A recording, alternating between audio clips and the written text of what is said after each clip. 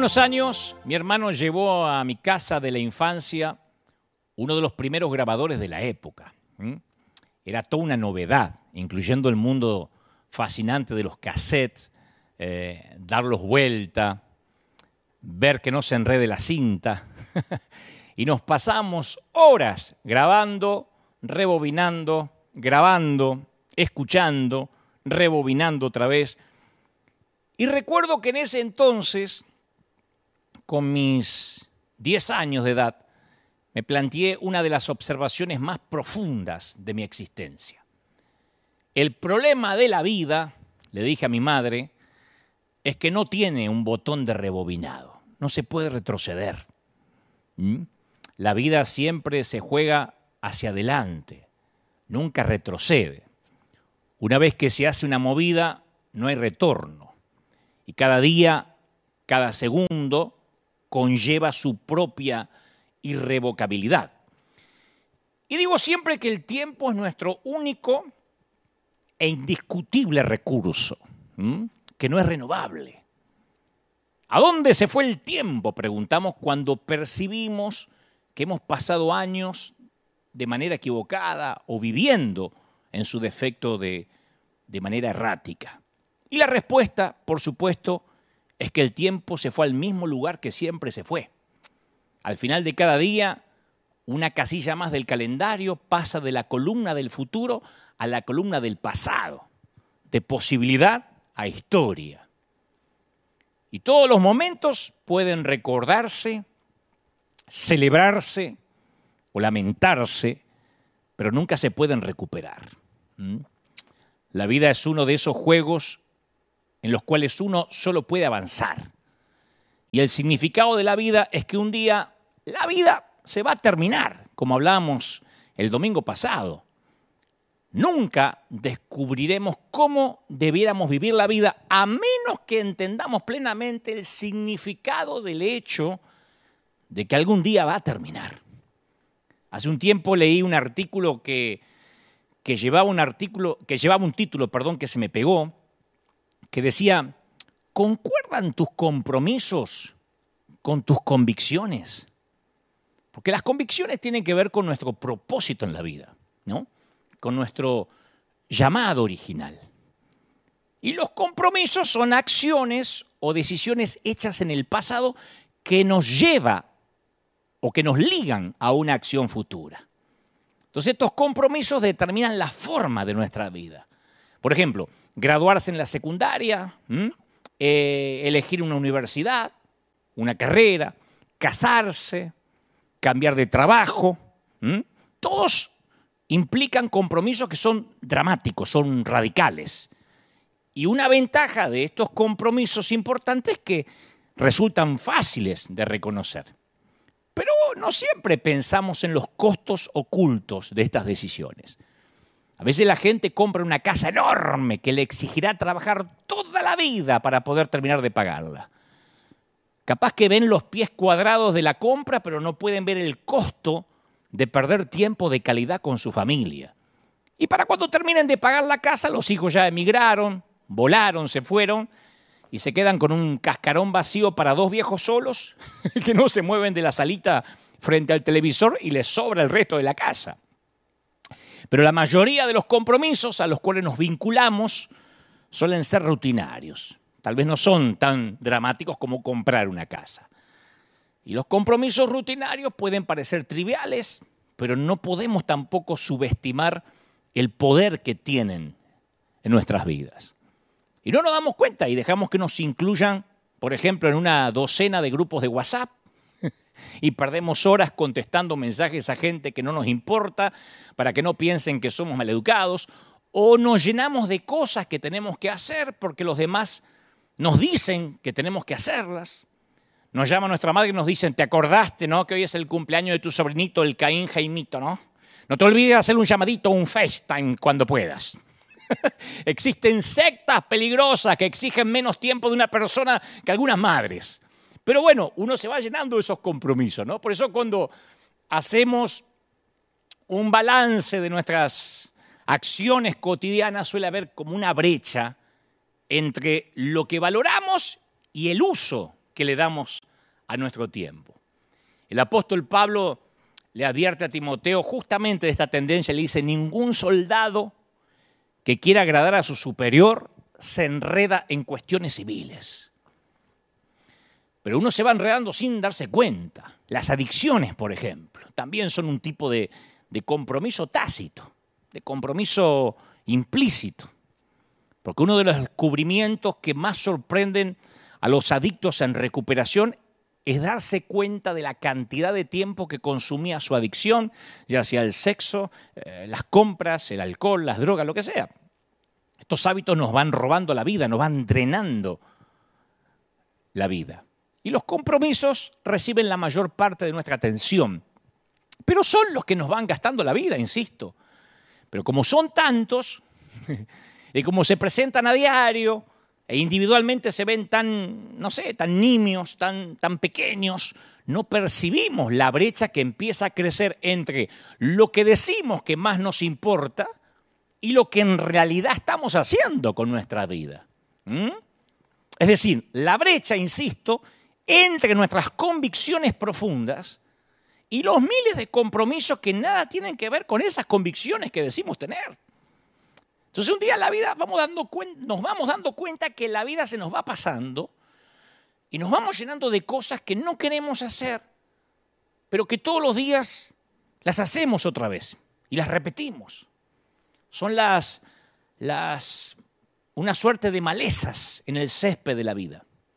Se multiplican sin nuestro permiso y sin que nos demos cuenta van trepando, lo envuelven todo, nos asfixian. Y esos compromisos que nos roban la vida no son biodegradables. Se quedan ahí dando vueltas, al igual que los envoltorios plásticos y los envases de poliestireno, quedan dando vueltas y vueltas y no importa cuán importante, rico o poderoso o atractivo o atractiva que seas, el tiempo no espera a nadie. Ahora, sabiendo esto, que el tiempo no espera a nadie, ¿por qué pasamos nuestros días sumergidos en una red de compromisos que no queremos, que no coinciden con nuestras convicciones, enredados en asuntos insignificantes? Hebreos 12.1, el escritor de los Hebreos 12.1 dice, por tanto, despojémonos de todo peso y del pecado que nos asedia y corramos con paciencia la carrera que tenemos por delante. Entonces, generalmente nos enfocamos en la palabra pecado, pero también tenemos que quitarnos el peso, esos asuntos grasos de la vida. Esa basura que nos inflama. Ni siquiera nos nutre, nos inflama. Tenemos que esforzarnos por eliminar aquellas cosas que llenan nuestra vida, pero que no nos ofrecen, insisto, nada que nos nutra. Es el gluten de la vida que inflama, que pesa, que hincha, pero no alimenta. Y que además, por cierto, nos agota, nos drena, nos vampiriza, nos carga. Y esto a su vez crea una condición que se llama inercia activa. O sea que la gente tiende a adherirse a compromisos a veces antiguos, aun cuando sabemos que esos compromisos ya no tienen sentido, aun cuando se vuelven perjudiciales para el bienestar de nuestro alma, para nuestra salud física. Pero no sé cómo va pasando. Pero entre la cuna y la tumba se nos va llenando la vida de tengo que ir y cumplir, sino que va a pensar la gente. Hay que pasar la fiesta con ellos porque siempre la pasamos con ellos, aunque no tengamos ganas de pasarla con ellos. Y como dije una vez, y a mí me gusta esta idea, por eso soy monotemático con el tema, nosotros fijamos el presupuesto emocional que vamos a invertir en nuestra vida, no los demás. Si hay gente o existe gente que nos hace sentir obligados a dar afecto, a dar atención, entonces necesitamos tomar distancia. Y grábate esto, te lo voy a decir otra vez, creo que lo voy a decir hasta que esté muy viejo, porque a mí me resolvió la vida. Es uno de los grandes axiomas, uno de los grandes proverbios que yo uso a diario. Jamás llames, escribas o hables con alguien motivado por la culpa. No es el motor que te tiene que llevar a hacer algo. Si no es por amor y es por culpa, no sirve. Te drena, ni le sirve a la otra persona, ni te sirve a vos. Y quedar en bancarrota emocional por hacer que alguien se sienta bien, a veces puede sonar noble, pero no lo es. Entonces nuestra agenda de compromisos comienza a llenarse de cosas que hacemos por culpa, por lástima, o en el peor de los casos, por el qué dirán. Entonces tenemos que aprender a quitarnos ese sentimiento de endeudamiento eterno con los demás. Como dijo una vez, esa suerte de hipotecas almáticas, que nunca terminamos aparte de pagar. Siempre estamos debiendo algo para alguien. Y todo eso continúa hasta que nos topamos con una crisis. Y en ese momento que viene una crisis, un infortunio, ahí encontramos tiempo para cambiar. Ahí se nos ordenan los patitos. Un padre ocupado que nunca tiene tiempo para la familia, de pronto su hijo se mete en drogas y de repente ese papá ocupado encuentra el tiempo necesario buscando clínicas de tratamiento y centros de rehabilitación. Ahora sí tiene tiempo, tiene que hacerse de tiempo. Una pareja que estaba demasiado ocupada para dedicarse tiempo a sí mismo entre ellos, de repente encuentra cantidades enormes de tiempo para abogados y eternas horas en la corte cuando el matrimonio se deshace. Un adicto al trabajo, un compulsivo del desempeño, de repente dispone de 24 horas libres al día para cuestionarse o preguntarse el significado de la vida cuando en el diagnóstico del consultorio o del laboratorio médico viene la palabrita maligno. Y un día, por supuesto, nos enfrentaremos a la crisis suprema. Nuestra vida terrenal terminará y estaremos frente a Dios. La historia de Jesús sobre el rico insensato es la historia de un hombre que se encamina directo hacia una crisis como un marinero que está admirado de la solidez de su yate un par de metros antes de caer por las cataratas del Iguazú, las cataratas del Niágara. Si esperamos lo suficiente, la crisis va a venir. La crisis siempre viene. Por eso es mejor no esperar que vengan para replantearnos la vida que estamos viviendo. Entonces yo te hago una pregunta sincera. A esta altura ya te puedo hacer una pregunta sincera. ¿Alguna vez pensaste en dónde vas a pasar tus últimos días en esta tierra? ¿En qué lugar físico? Porque nadie sabe ni cómo va a morir, ni en dónde, pero si vamos a la estadística, lo más probable es que sea en la cama de un hospital. Así que es posible que tus horas finales las pases rodeado de aparatos, en una cama de hierro, conectado a un respirador. Y yo he estado varias veces en la línea de llegada de mucha gente. La llegada del final de la vida, ¿no? Y el patrón apenas varía. Así que primero voy a contarte lo que nunca pasa en esos momentos. Te voy a contar lo que nunca, nunca, nunca bajo ningún concepto sucede. Nunca yo he escuchado a alguien decir, Dante, ¿me podrías traer el diploma de la universidad? Yo quisiera morir abrazado a mi diploma, ¿viste? Porque fui muy feliz con el doctorado. Y quiero morir sabiendo que soy doctor. Nadie me dijo nunca, ¿me podrías traer algo de mi dinero del banco en efectivo? Te doy la tarjeta y sácame todo lo que puedas.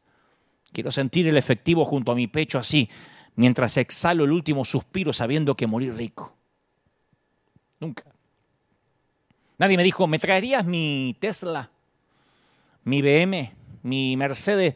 Porque quisiera que le pongas algo de cera, me lo estacionás frente así la ventana, ¿viste? Del hospital. Porque pasé tantos lindos momentos en ese auto que quiero que sea lo último que vea antes de morir. Nadie me dijo, ¿me traerías el último estado financiero de mi banco? Pedí con qué saldo me estoy muriendo. Quiero leerlo, quiero estar tranquilo antes de partir. ¿Entrarías a mi Instagram y me decís cuántos likes tiene la fotito que me saqué hace unos meses comiéndome un helado? No. Definitivamente esas no son las conversaciones que tienen lugar al final de la vida. ¿Vos querés saber de qué habla la gente? Y no importa si son evangélicos, católicos, musulmanes, judíos, protestantes, fundamentalistas, conservadores, testigos de Jehová. Toda la gente que está en la última estación de la vida únicamente hablan de dos cosas. Quieren saber dos cosas. Si están bien o mal con sus familias con sus hijos especialmente, y luego si están listos para encontrarse con Dios. Nadie muere ateo bajo fuego. Casi nadie dice, ¿qué me importa? Que me coman los gusanos. Aún el más ateo te dice, ¿harías una oración? ¿Rezarías por mí por las dudas? Como que no saben qué hay del otro lado del sol. Pero todos quieren saber si están bien con su familia, con sus hijos, y después si están bien con Dios. Son las únicas conversaciones en la cama de un hospital. ¿Qué legado voy a dejar? Esa es la pregunta recurrente. Y yo te hago esa pregunta, quiero que nos hagamos esa pregunta. Cuando miramos o cuando miremos por el espejo retrovisor de nuestra vida, ¿vamos a ver un legado que nos deje una profunda satisfacción o vamos a ver un puñado de días caóticos, llenos de cosas que no le importaban a nadie? Entonces tenemos que simplificar nuestra vida lo más posible. Solo tenemos un intento en esta vida. Señores, no se permiten ensayos. Y tenemos que escoger una vida con propósito.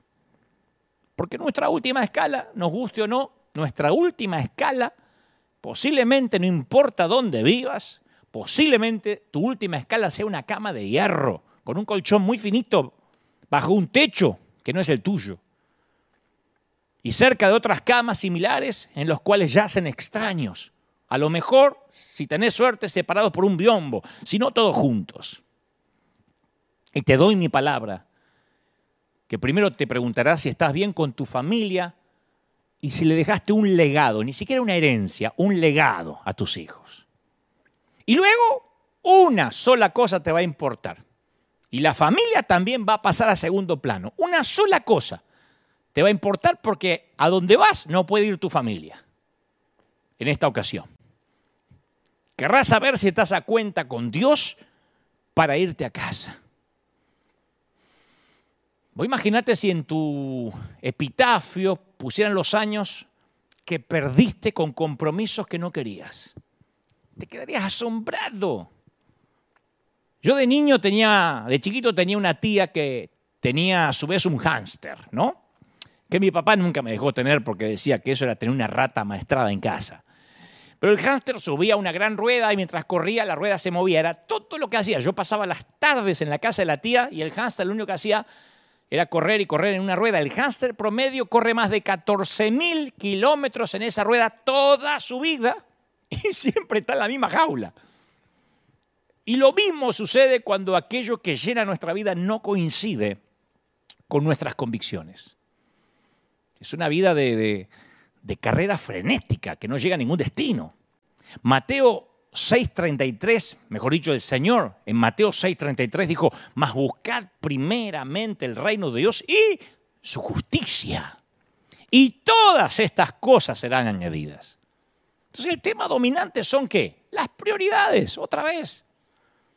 ¿Qué es lo más importante para nuestro corazón? Bueno, Jesús tiene una receta simple, poner las prioridades en orden. Y después dejar que las fichas caigan en su lugar. Y al hacer esto, todo lo demás llega de manera orgánica. Todas las demás cosas os serán añadidas. Pues si puede ser tan simple. ¿Podría una fórmula tan simple dar tanto resultado? Bueno, si no es así, tendríamos que dejar de leer la Biblia. ¿Nunca te preguntaste si todo el mundo vive las mismas horas al día? ¿Por qué hay gente que parece que hace más cosas que los demás? Viste que hay gente que a lo mejor me está mirando y dice, a mí no me alcanza la vida y veo que otros hacen más cosas, consiguen más, tienen más. Si el tiempo, te lo voy a poner así, si el tiempo es la unidad monetaria de los logros, ¿por qué algunos parece que tienen más monedas que otros? Y yo tengo la respuesta y te la voy a regalar. Simplifican. Reordenan las prioridades y simplifican. ¿Sabe lo que es simplificar? Es ignorar todo aquello que podrías hacer y dedicarte a aquello que debes hacer. Dejar de lado todo lo que podrías, que estoy convencido que es mucho, y enfocarte en lo que debes hacer. Esa es la manera de vincular lo que uno hace con su llamado. Entonces los que se abocan a una vida pequeña Es porque hacen un poquito de todo, picotean por todos lados. Son aprendices de todo, como dijo alguien, y maestros de nada. Yo estaba leyendo, siempre me fascina la vida de Steve Jobs, por todo lo que nos dejó como inventos, como tecnología, y nadie logró simplificar más que Steve Jobs. La historia cuenta que después de su regreso a Apple en 1997, él hizo que la empresa pasara de tener 350 productos a solo 4. ¿Sabe lo que es eso? 350 productos. Estar fabricando 350, es decir, solo vamos a fabricar 4, esos son 346. No vamos a hacer más de eso. 346, no. Se enfocaron en 4 productos. Las Mac, los iPod, los iTunes y los iPhone. Y siempre tienen un solo producto hasta la fecha como novedad en toda la línea que mueve el resto. Viste que la novedad siempre genera un efecto de halo místico sobre el resto. Es como la nave insignia que facilita que el usuario prefiera los productos de Apple. Si tu empresa no sabe lo que es más importante, vas a diversificarte en cientos de cosas, pero nunca vas a ser bueno en ninguna.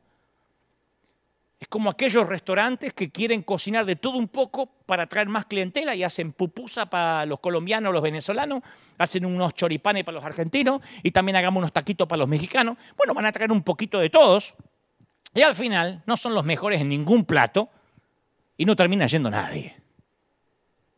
Pero el restaurante gourmet, que es especialista en la pasta italiana, se especializa en la pasta italiana, en la carne, si es argentina mejor, o en los productos de mar, atraen a los paladares exquisitos.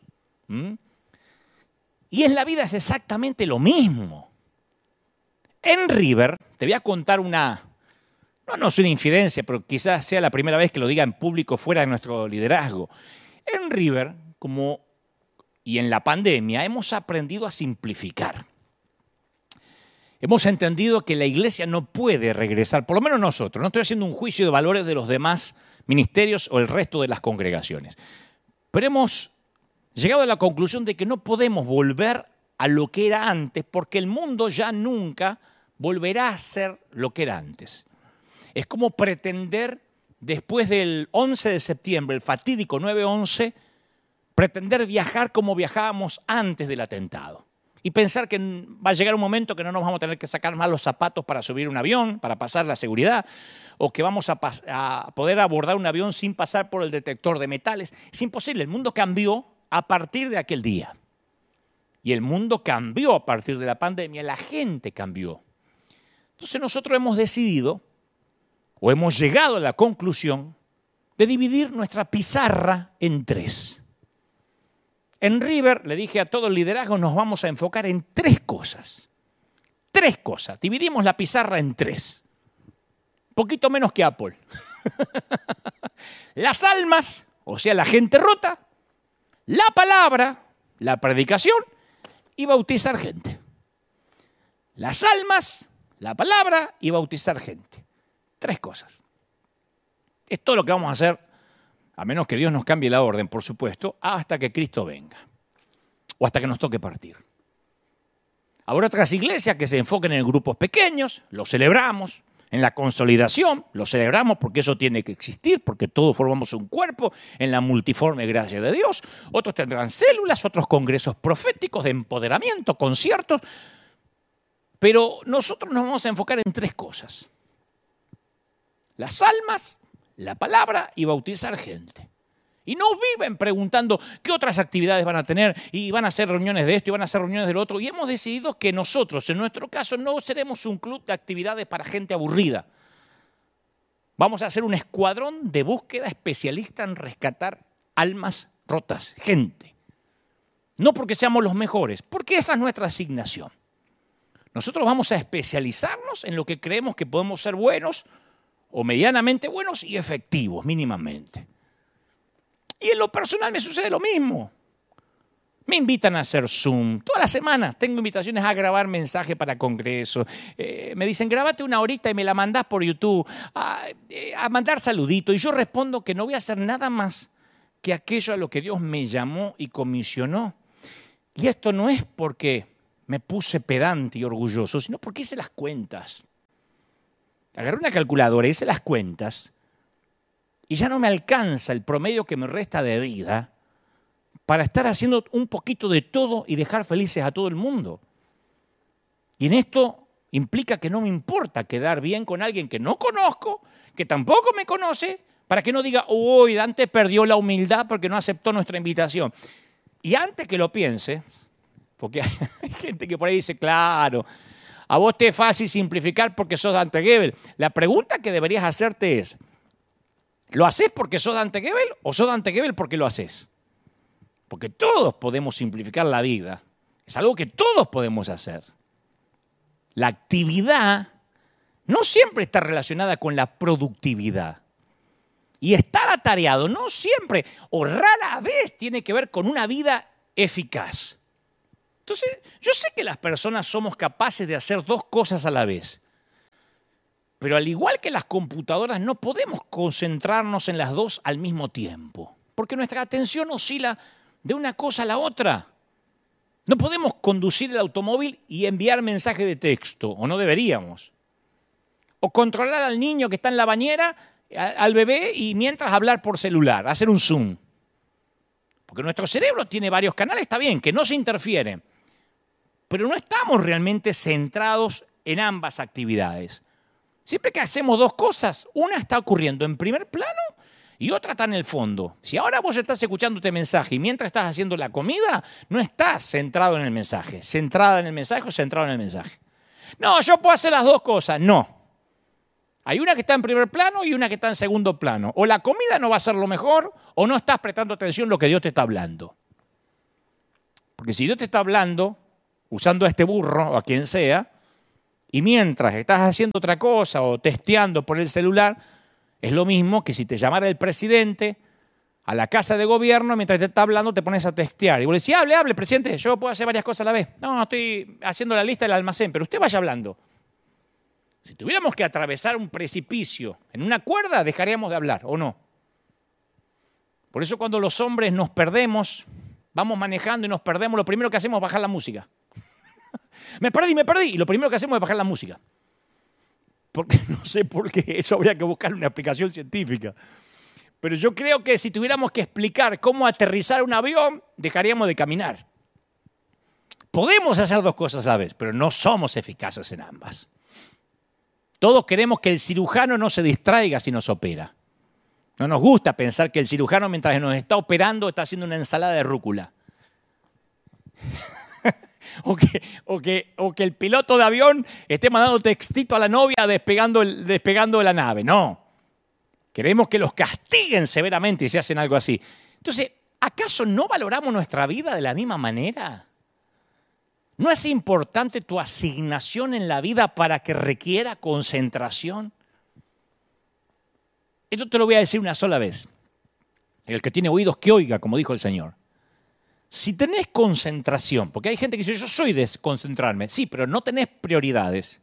Tenés concentración, pero no tenés prioridades. Vas a tener mucha excelencia, pero nunca vas a avanzar. En cambio, si tenés prioridades, pero no lográs concentrarte, sabés lo que tenés que hacer, pero nunca vas a terminar. Entonces, ¿qué es lo que más importa en la vida? Bueno, si alguien puede darnos cátedra de qué es lo que importa en la vida, es el hijo de David, Salomón. Cuando uno se pregunta las cuestiones profundas de la vida, tiene que buscar, luego de leer todo lo que dijo Jesús, el segundo recurso es buscar lo que dijo Salomón. Salomón buscó ese algo con desenfreno y después registró sus hallazgos intelectuales o arqueológicos del alma en el libro de Eclesiastés. Eclesiastés, él escribe 12 capítulos de una lucha libre e intelectual acerca de lo que importa y lo que no importa en este mundo. Como que él te hace la tarea práctica, te escribe la tesis para que no tengas que andar sufriendo. Para de sufrir, le Salomón. Y las reflexiones de Salomón a veces parece que ofenden, pero son descarnadamente sinceras. Y si vos querés escuchar a alguien que ya está de vuelta de todo, es Salomón. Así que te invito a que te sientes a los pies del hombre más sabio del mundo y escuches conmigo. Primero, en Eclesiastés, y como debe ser, Salomón menciona la salud física. Una buena salud te ofrece una mejor calidad de vida, sin duda. Si siempre tuviste buena salud, seguramente ya la estás dando por sentado. Pero habla con quienes no, quienes atravesaron el COVID durante esta temporada y te dirán lo que significa la salud. El aire, el respirar libremente, sin asistencia, sin estar entubado. En Eclesiastés 1, Salomón va al grano y dice, generación va, generación viene, pero la tierra siempre es la misma. Nadie se acuerda de los hombres primeros, como nadie se acordará de los últimos.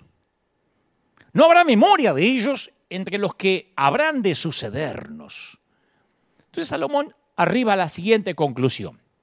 Dice, ya sea que disfrutes de una salud fantástica o tengas una salud frágil, el fin es el mismo para todos.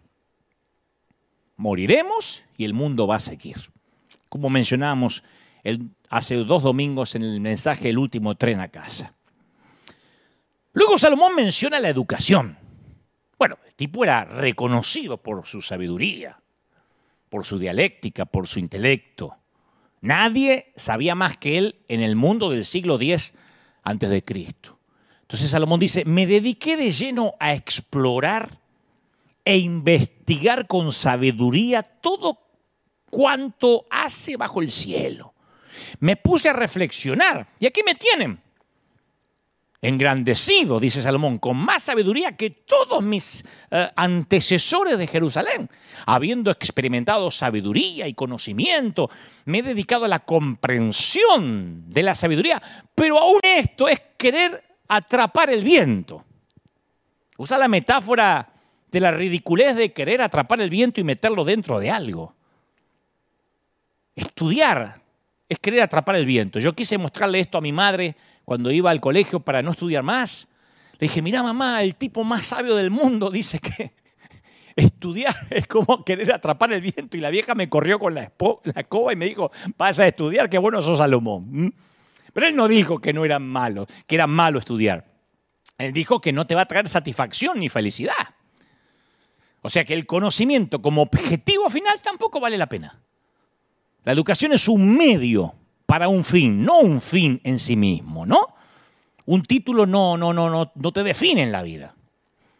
Así que él lo dice claramente, el título no sirve de nada. El doctorado no sirve de nada como fin, no te hace más feliz. Luego, el sabio también menciona el placer. Dice, y en cuanto a los placeres, ¿para qué sirven? Quise luego hacer la prueba de entregarme al vino, o sea que probó. Es un turismo por la borrachera. Y me traté de aferrar a la necedad. La pregunta es, ¿cuánto Malbec mendocino hace falta para llenar el vacío del alma? ¿Cuántos bebedores sociales de verdad están vacíos? Luego Salomón, enumerando esta suerte de vanidades, dice, empieza a hablar de los logros o el trabajo. Entonces dice los adictos al trabajo. Él menciona a los adictos al trabajo ya en ese tiempo, que tienen la misma enfermedad que los alcohólicos, solo que la droga es legal. Él dice, realicé grandes obras, me construí casas. Salomón dice, me planté viñedos, cultivé mis propios huertos y jardines y en ellos planté toda clase de árboles frutales. El tipo no construyó una casa, sino varias mansiones y suntuosas.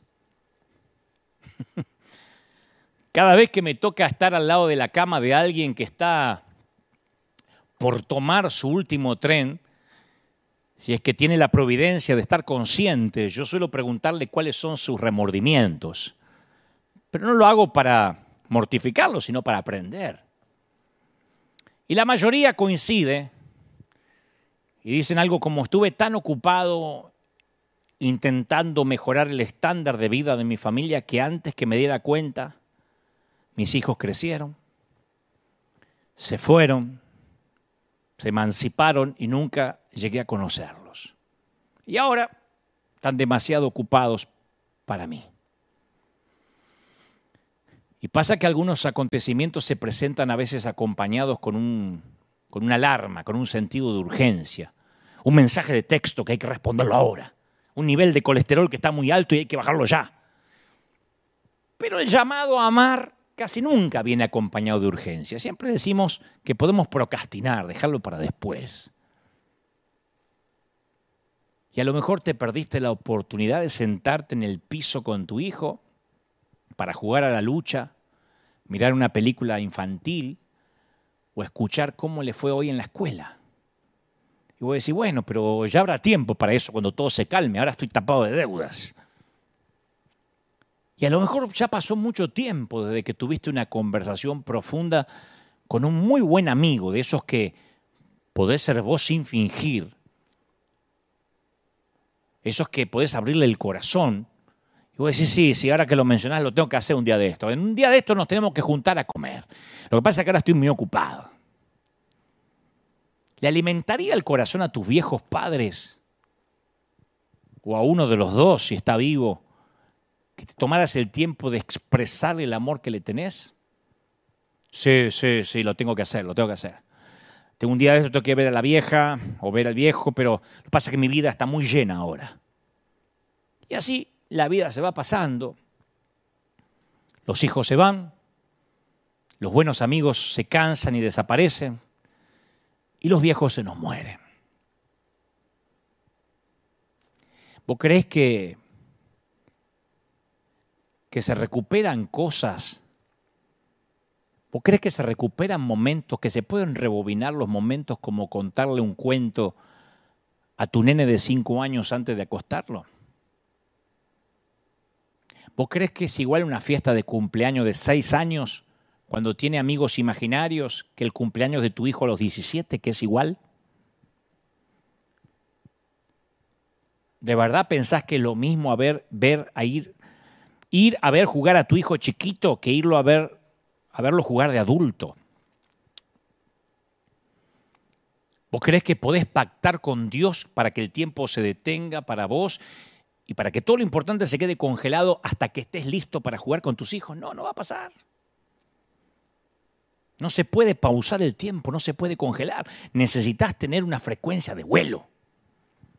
Necesitas estar enfocado. De otro modo vas a comprar la casa y vas a perder el hogar en el proceso. Vas a tener ahorros, vas a tener buen crédito. ¿Para qué? Para pagar la cuota alimentaria que dictamina el juez para tus hijos. Entonces en las redes sociales está la gente que te quiere por lo que haces. En las redes está la gente, no sé si te quiere, que te pone like a lo mejor de manera hipócrita por lo que haces, lo que decís o lo que mostrás. Tus hijos te quieren por lo que sos. Porque si fuiste un mal padre, yo te aseguro que no lo podés arreglar siendo un buen abuelo. Por más buen abuelo que intentes ser, perdiste tu única oportunidad de ser padre. No se puede rebobinar.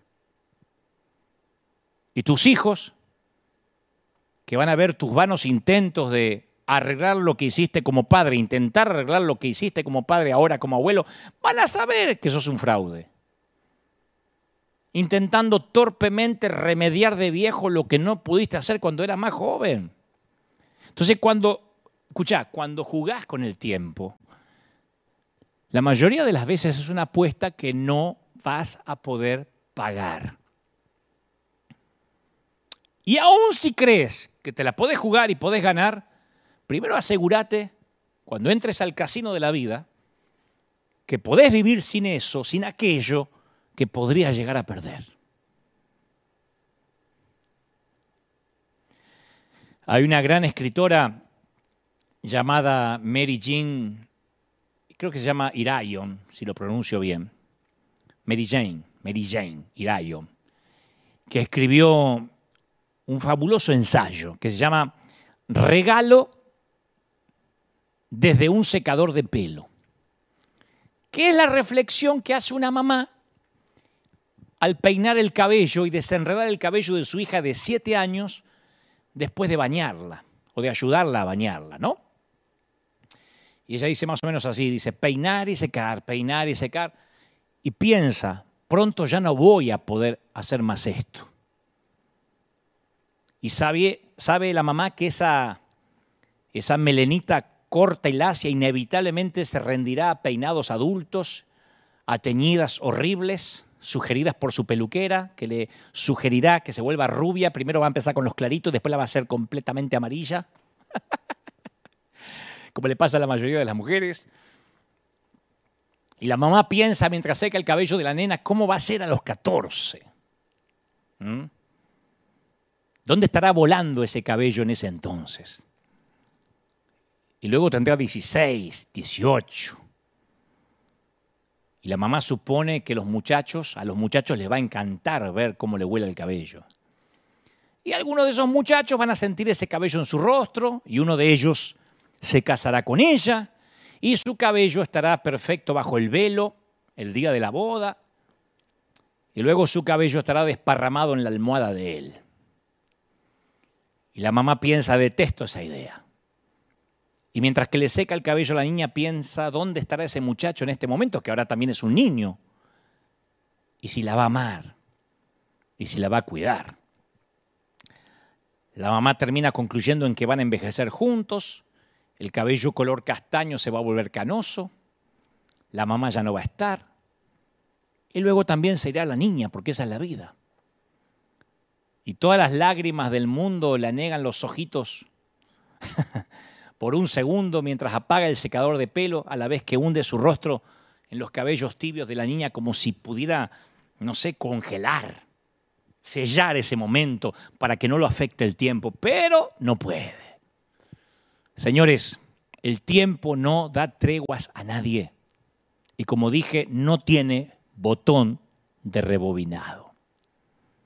Podemos ver los videitos de nuestros hijos cuando eran chiquitos, recordar, reírnos, 1000 veces, pero no los va a traer de regreso. Por eso sigamos con Salomón. Salomón sigue buscando el significado de la vida y obvio que también menciona la riqueza, ¿no? Porque era un hombre rico, era un hombre magnate. Y dice Salomón, me hice de esclavos y de esclavas y tuve criados y mucho ganado vacuno y lanar, mejor o mayor que todos los que me precedieron en Jerusalén. Amontoné oro, amontoné plata, tesoros que fueron de reyes y provincia. Me hice de cantores y cantoras. A mí me gusta esa parte porque la pasamos por alto, pero dice Salomón, me hice de cantantes. Viste que muchos de nosotros puede ahorrar a veces mucho tiempo para poder ir a un concierto. Salomón fue y se compró la banda. El tipo se llevó a los mejores músicos para que le hicieran conciertos mañana, tarde y noche. Se llevó de empleado a Luis Miguel. Se lo contrató. Le dijo, Luismi, vení, Miki, cántame. ¿Ah? Y luego Salomón también mencionó el sexo. Dice, disfruté de los deleites de los hombres. Formé mi propio harén. Ahí está en Eclesiastés. Dijo, voy a ver qué se siente tener mujeres para elegir. La Biblia registra que adquirió 700 esposas que eran princesas. 700. Y 300 concubinas. Estuvo casado con 1000 mujeres. Ahí viene el chiste fácil. Si todas las mujeres tenían madre, tuvo 1000 suegras. Pobre hombre, ¿no? ¿Cómo no va a reflexionar así? Si hacer feliz a una a vos se te hace difícil, imaginá hacer feliz a 1000. Le llevaba 3 años pasar una noche con cada una. Eso sí tenía sexo cada noche. 3 años, hasta que daba toda la vuelta. Venía la chica y dice, pero Salomón, hoy no pasa nada, en 3 años te atiendo. La Biblia menciona que todas esas mujeres hicieron que se pervirtiera su corazón. Más sexo no lo hizo feliz. Y el sabio agrega, me engrandecí en gran manera, más que todos los que me precedieron en Jerusalén. Claro, para los estándares del mundo el tipo lo tenía todo. Era un rockstar. Era el Tony Stark de la época. Simpático, playboy, filántropo, multimillonario, atractivo. casi un argentino. Nada, broma, broma. Y dice Salomón, no le agregué a mis ojos ningún deseo, ni a mi corazón le privé ¿cómo es que dice? Le privé de placer alguno, sino que disfruté todos mis afanes. Y solo supe que eran vanidad, afanes. Consideré todas las obras y el trabajo de mis manos y todo era absurdo. Vanidad, correr tras el viento, ningún provecho saqué de esta vida. Lo dijo el hombre más sabio. Y querida, Salomón jugó según las reglas. Y el final de su experimento hedonista fue un fracaso. Y en mi opinión, mi humilde opinión, yo creo que la Biblia registra esta odisea, insisto, hedonista de Salomón para evitar malgastar nuestras vidas como él lo hizo. Por eso Salomón escribe sabiamente en Eclesiastés 12 estas profundas palabras con una lucidez increíble y también con cierta pizca de ironía. Salomón dice, acuérdate de tu Creador en los días de tu juventud. ¿Te acuerdas? Antes que lleguen los días, ¿qué? Malos. Y vengan los años en que digas, no encuentro en ellos contentamiento o placer alguno. Él nos anima a servir a nuestro Creador antes de envejecer. Y después describe, porque es increíble el libro de Eclesiastés, cómo Salomón describe toda la vejez. Él dice, un día, él usa metáforas muy superiores a lo que hubiese escrito Gabriel García Márquez, Paulo Coelho, Julio Cortázar, Jorge Luis Borges. Él usa Unamuno, él usa unas metáforas que son muy poéticas, pero que a la vez son muy fácil de dislucidar de qué está hablando. Dice, un día temblarán los guardianes de la casa. Él está describiendo literalmente a los ancianos que tiemblan cuando caminan. Dice, y se encorvarán los hombres de la batalla. Cuando las espaldas se encorvan y así caminamos sin darnos cuenta y bajamos los hombros. Sigue agregando la decrepitud de la vejez, dice, se detendrán las molenderas por ser tan pocas, las molenderas. En Argentina le decimos el comedor. Está describiendo aquí las molenderas, dice, se van a detener porque son poquitas. Aquí describe la pérdida de los dientes a medida que pasan los años. O sea que va a llegar tu momento en que tu esposa va a decir, me voy a lavar los dientes, viejo, y vos le vas a decir, ya que va, lavame los míos. Y agrega Salomón, y se apagarán los que miran a través de las ventanas. Que esos son los ojos de los ancianos, ¿viste? Para ahí vamos todos. Que se empiezan a apagar con cataratas, con astigmatismo, con presbicia u otras enfermedades que vienen con la vejez.